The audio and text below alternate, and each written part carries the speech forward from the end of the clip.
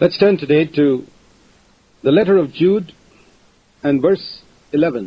आइए आज हम यहूदा के पत्र और वचन 11 की ओर मुड़े। Jude is speaking about those people who had crept in unnoticed into the church. यहूदा उन लोगों के बारे में बात कर रहा है जो कलीसिया में बिना किसी की नजर में आए घुस आए थे। Verse 4. Particularly about those who have tried to bring into the church a corruption in the doctrine. वचन 4 खास तौर पर उन लोगों के बारे में है जिन्होंने कलीसिया में सिद्धांतों में भ्रष्टाचार लाने की कोशिश की है, leading people away from that true faith which was once for all delivered to the saints. जो लोगों को उस सच्चे विश्वास से दूर ले जाता है जो संतों को एक बार हमेशा के लिए दिया गया था। He's speaking particularly about those who minister the word, those who lead in the churches. वह खास तौर पर उन लोगों के बारे में बात कर रहा है जो वचन का प्रचार करते हैं, जो कलीसियाओं में नेतृत्व करते हैं। He says, woe to them, they have gone the way of Cain, and for pay they have rushed headlong into the error of Balaam, and perished in the rebellion of Korah. वह कहता है कि उन पर हाय, वे can के मार्ग पर चले गए हैं और पैसे के लिए वे बिलाम की भूल में सिर के बल गिर गए हैं और कोरह के विद्रोह में नाश हो गए हैं। There are 3 Old Testament characters mentioned here in this verse. इन वचनों में 3 पुराने नियम के पात्रों का उल्लेख किया गया है। And it's good for us to understand what he's trying to say about each of them as a warning for people in this day. और यह समझना हमारे लिए अच्छा है कि वह आज के लोगों के लिए चेतावनी के रूप में उनमें से प्रत्येक के बारे में क्या कहना चाह रहा है। First of all, the way of Cain. It's said about Cain in 1 John chapter 3 and verse 12. सबसे पहले कैन का मार्ग, पहला यूहन्ना अध्याय 3 और पद 12 में कैन के बारे में कहा गया है That Cain was of the evil one. He belonged to the devil, it says. कि कैन दुष्ट से था, वह शैतान का था And slew his brother. और उसने अपने भाई को मार डाला। And why did he slay him? Because Cain's own deeds were evil. और उसने उसे क्यों मारा? क्योंकि कैन के अपने काम बुरे थे And his brothers were righteous. और उसके भाई के धर्मी थे। And that brought up a jealousy in him.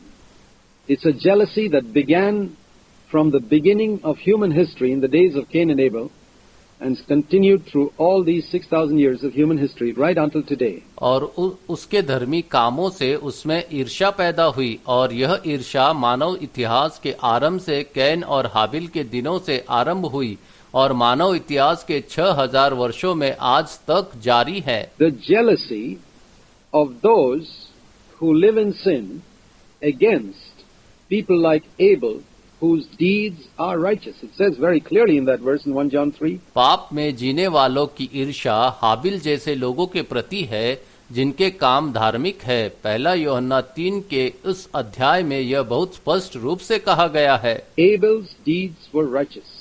He lived a righteous life according to the light he had. Cain, his deeds were evil. And there was this jealousy, this trying to drag your brother whose deeds are righteous down to your level.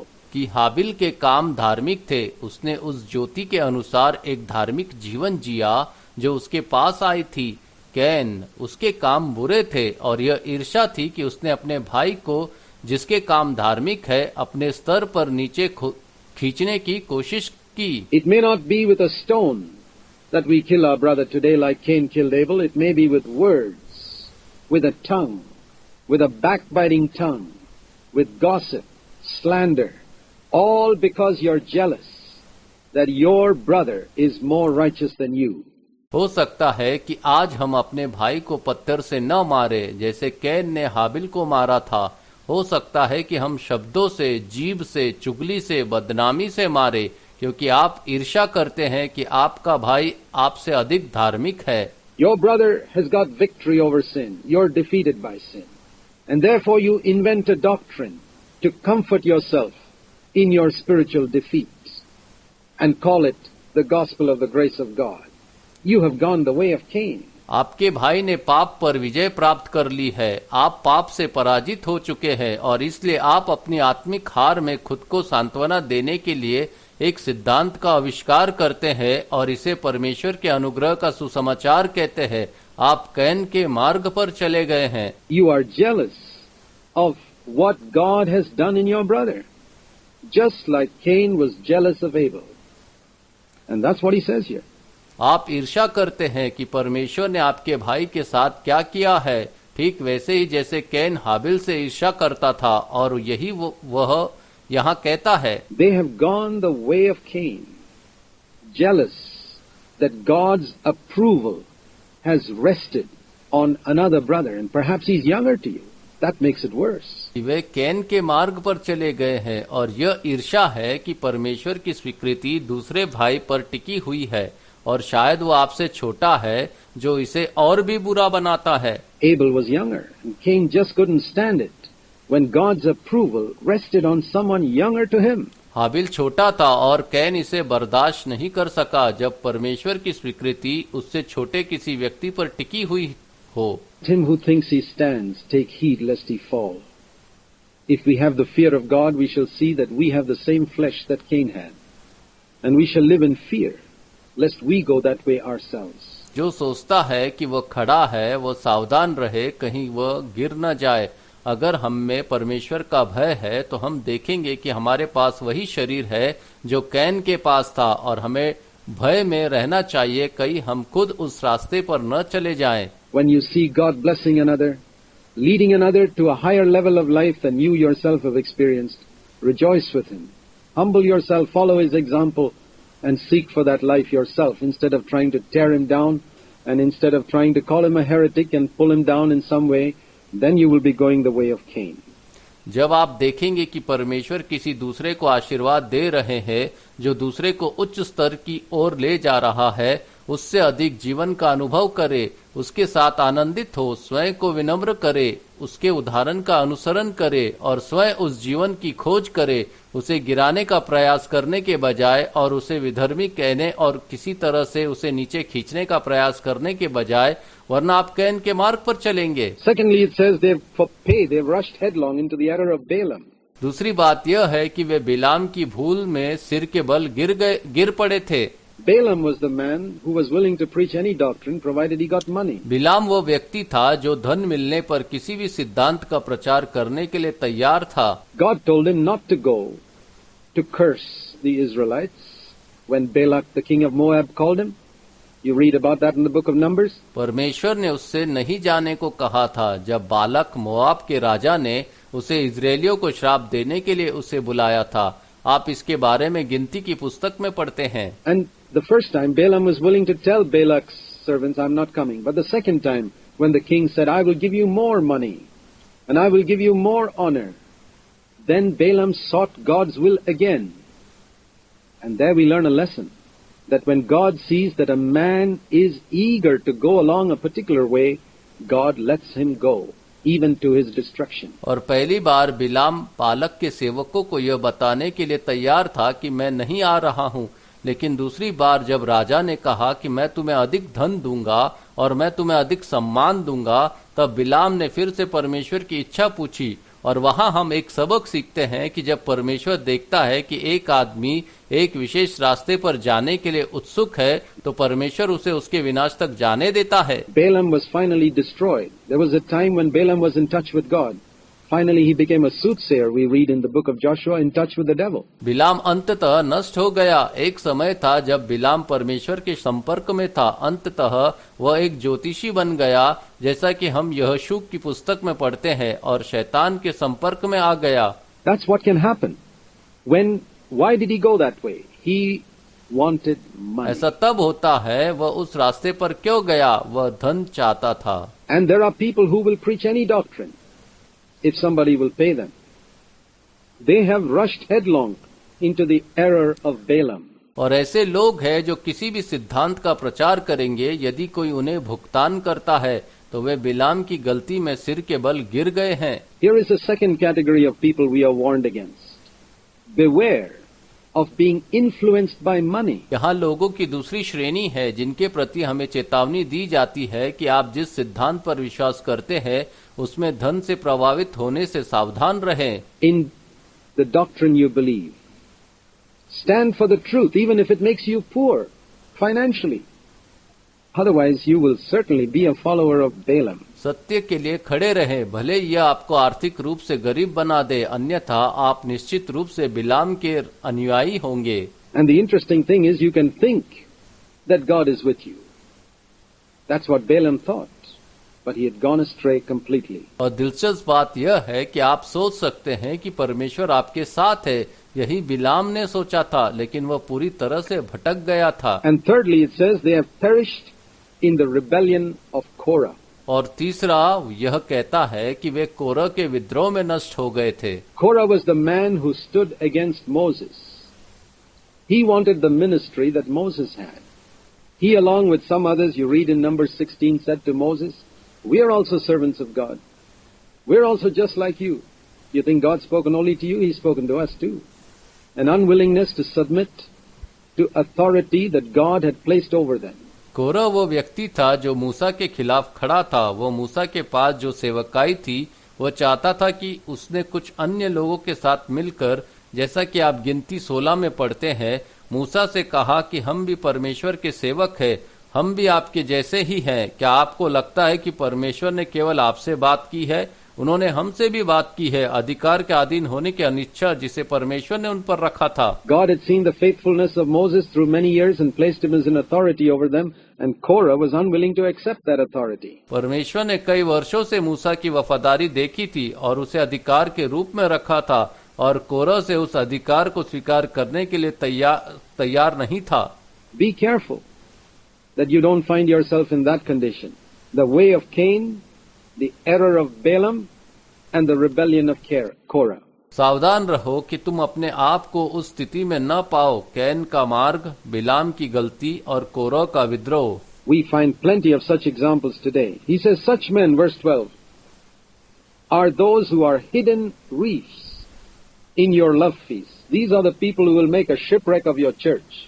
आज हमें ऐसे बहुत से उदाहरण मिलते हैं। वह यहूदा कहता है कि ऐसे लोग, वचन 12 में, वे लोग हैं जो तुम्हारे प्रेम भोज में छिपी हुई चट्टान है। ये वे लोग हैं जो तुम्हारे कलीसिया को बर्बाद कर देंगे। Hidden reefs means the hidden rocks which you can't see on the surface, which a ship goes and collides again and छिपी हुई चट्टानों का मतलब है छिपी हुई पत्थर के टीले, जिन्हें तुम पानी की सतह पर नहीं देख सकते, लेकिन जब एक जहाज वहां से गुजरता है और उससे टकराता है, the ship is wrecked. These are the hidden reefs. Be careful.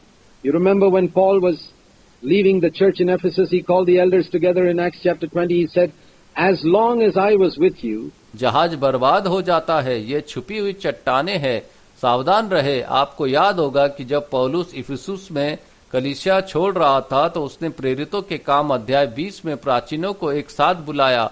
उसने कहा कि जब तक मैं तुम्हारे साथ था, these men who are seeking to lead people after themselves did not have power. But after my departure, he says, these ravenous wolves will come into the midst of the flock and draw away the disciples after them. ये लोग जो लोगों को अपने पीछे ले जाना चाहते हैं, उनके पास कोई शक्ति नहीं थी, लेकिन मेरे जाने के बाद वह कहता है कि ये भूखे भेड़िए झुंड के बीच में आएंगे और अपने पीछे शिष्यों को खींच लेंगे। How is it that these people did not get power as long as Paul was there? Because he radically spoke the word of God, that such people never got power in that church. ऐसा कैसे हुआ कि जब तक पौलुस वहां था, इन लोगों को शक्ति नहीं मिली? क्योंकि उसने मौलिक रूप से परमेश्वर के वचन को बताया था। ऐसे लोगों को उस कलीसिया में कभी भी शक्ति नहीं मिली। But we find that when Paul left, the others were not so radical, and later on you find in Revelation chapter 2, the church in Ephesus has descended to such a low state, just like Paul predicted. लेकिन हम पाते हैं कि जब पौलुस चला गया तो अन्य लोग इतने कट्टरपंथी नहीं थे, और बाद में आप प्रकाशित वाक्य अध्याय 2 में पाते हैं कि इफिसुस में कलीसिया इतनी निम्न स्थिति में आ गई थी, जैसा कि पौलुस ने भविष्यवाणी की थी। These men are the people who will make a shipwreck of your church. They are hidden reefs in your love feasts. They sit in your love feasts, feasting with you without any fear. They have no scruples. ये लोग वे लोग हैं जो आपकी कलीसिया को बर्बाद कर देंगे। वे आपके प्रेम भोज में छिपी चट्टाने हैं। वे आपके प्रेम भोज में बैठते हैं, बिना किसी डर के आपके साथ दावत करते हैं, उन्हें कोई संकोच नहीं है। Without any fear, it says they care only for themselves. वह कहता है कि वे केवल अपनी परवाह करते हैं। They look after none but themselves. Shepherds who feed only themselves. Shepherds who are interested not in feeding the flock, but in feeding themselves. We are warned about such shepherds. वे अपने अलावा किसी की परवाह नहीं करते हैं। ऐसे चरवाहे जो केवल अपना ही पेट भरते हैं, ऐसे चरवाहे जो झुंड को खिलाने में नहीं बल्कि अपना ही पेट भरने में रुचि रखते हैं, हमें ऐसे चरवाहों के बारे में चेतावनी दी जाती है। And dear friends, Christianity today abounds with such shepherds who are seeking to feed only themselves. और प्यारे दोस्तों, मसीह धर्म आज ऐसे चरवाहे से भरा पड़ा है जो केवल अपना ही पेट भरना चाहते हैं। Do you have a shepherd who is only interested in feeding himself? He can never lead you to a godly life. क्या आपके पास ऐसा चरवाहा है जो केवल अपना ही पेट भरने में रुचि रखता है? वह आपको कभी भी ईश्वरीय जीवन की ओर नहीं ले जा सकता। Because he doesn't have the spirit of Christ. Christ didn't come seeking his own. No, these people care for themselves, feed themselves. They are clouds without water. क्योंकि उसके पास मसीह की आत्मा नहीं है। मसीह अपना स्वयं का पेट भरने नहीं आया है। नहीं, ये लोग अपना ही ख्याल रखते हैं, अपना ही पेट भरते हैं। वे बिना पानी के बादल है जिनके पास कुछ नहीं है। Deceptive. You see a black cloud in the sky and you think it's going to rain. It comes over and just passes over. You don't get any rain at all. Hollow. They don't bless you. There's no blessing of the Spirit in their ministry. Carried about by the winds. Every wind of doctrine. Push this way, that way. वे भ्रामक है। वह आसमान में एक काला बादल देखते हैं और आपको लगता है कि बारिश होने वाली है। यह आता है और बस गुजर जाता है। आपको बिल्कुल भी बारिश नहीं मिलती है। खोखला, वे आपको आशीर्वाद नहीं देते। उनकी सेवकाई में पवित्र आत्मा का कोई आशीर्वाद नहीं है। हवाओं द्वारा उड़ाए जाते हैं। सिद्धांत की हर हवा को इस तरह से उस तरह से ढकेल दिया जाता है। Autumn trees without fruit. बिना फल के पतझड़ के पेड़। Doubly dead, uprooted. The Spirit of God tries to use every type of example to illustrate the emptiness, hollowness, fruitlessness, and deception of such people who seek to make shipwreck of a church. दो गुने मृत जड़ से उखाड़े हुए परमेश्वर की आत्मा ऐसे लोगों के खालीपन, खोखलेपन, फलहीनता और धोखे को स्पष्ट करने के लिए हर प्रकार के उदाहरण का उपयोग करने की कोशिश करती है जो एक कलीसिया को बर्बाद करना चाहते हैं। By perverting the grace of God into licentiousness. परमेश्वर के अनुग्रह को अनैतिकता में बदल रहे हैं। Wild waves of the sea, casting up their own shame like foam. Wandering stars. That means stars that once started out on the right course but have missed the course and they've gone away from the track that God has marked out for them. When you look up into the skies, you find that the stars keep the course that God has marked out for them. समुद्र की विशाल लहरें की तरह अपनी ही शर्म की कीमत चुका रहे हैं, जैसे झाग भटके हुए तारों की तरह, अर्थात वे तारे जो एक बार सही मार्ग पर निकले थे लेकिन अब वे मार्ग से भटक गए हैं और वे उस पथ से भटक गए हैं जो परमेश्वर ने उनके लिए निर्धारित किया था। जब आप आसमान की ओर देखते हैं तो आप पाते हैं कि तारे उस मार्ग पर चलते हैं जो परमेश्वर ने उनके लिए निर्धारित किया है। You read of shooting stars. These are the ones that have wandered out of course. Meteorites that have left the track God has appointed for them. He says there are people like that in Christendom. आप टूटते तारों के बारे में पढ़ते हैं। ये वे हैं जो निश्चित रूप से अलका पिंडों से भटक गए हैं, जो उस पद से भटक गए हैं जो परमेश्वर उनके लिए नियुक्त किया है। वह कहते हैं कि मसीही जगत में ऐसे लोग हैं। Wandering stars which don't follow any orbit, go outside the boundary God's appointed for them. भटकते हुए तारे जो किसी कक्षा का अनुसरण नहीं करते, सीमा के बाहर जाते हैं जो परमेश्वर ने उनके लिए नियुक्त की है। To such people, the only thing that's reserved, Jude says, is the black darkness of eternity, forever doomed to utter darkness. ऐसे लोगों के लिए ऐसी बात रखी गई है। यहूदा कहता है कि अनंत काल का काला अंधकार, हमेशा के लिए घोर अंधकार के लिए अभिषिक्त। Many people think that when we speak about the gospel, we have to be so gentle and so gracious and so diplomatic. Well, Jude was not very diplomatic when he said that people were like wandering stars for whom the black darkness of eternity had been reserved. He wasn't diplomatic when he said that they were clouds without water and all the other horrible expressions he uses here, because he earnestly contended for the faith. बहुत से लोग सोचते हैं कि जब हम सुसमाचार के बारे में बोलते हैं तो हमें बहुत ही विनम्र और दयालु और कूटनीतिक होना चाहिए। ठीक है, यहूदा बहुत कूटनीतिक नहीं था जब उसने कहा कि लोग भटकते हुए तारों के समान हैं, जिनके लिए अनंत काल का काला अंधकार अनंत काल को सुरक्षित रखा गया है। जब उन्होंने कहा कि वे पानी के बिना बादल हैं और अन्य सभी भयानक अभिव्यक्तियों का उपयोग किया, उसने कहा यहाँ कूटनीतिक नहीं, क्योंकि उन्होंने ईमानदारी से विश्वास के लिए संघर्ष किया। And he's telling the other believers, fight for it, brothers and sisters. Fight for this true faith that has been delivered to us. And this is the calling that comes down to us now after 20 centuries. Fight for that true faith that has been delivered to the saints. और वो दूसरे विश्वासियों से बात कर बता रहा है कि इस विश्वास के लिए लड़े भाइयों और बहनों, इस सच्चे विश्वास के लिए लड़े जो हमें सौंपा गया है, और यही हमारी बुलाहट है। इन 20वीं सदी से इस सच्चे विश्वास के लिए लड़े जो संतों को दिया गया है।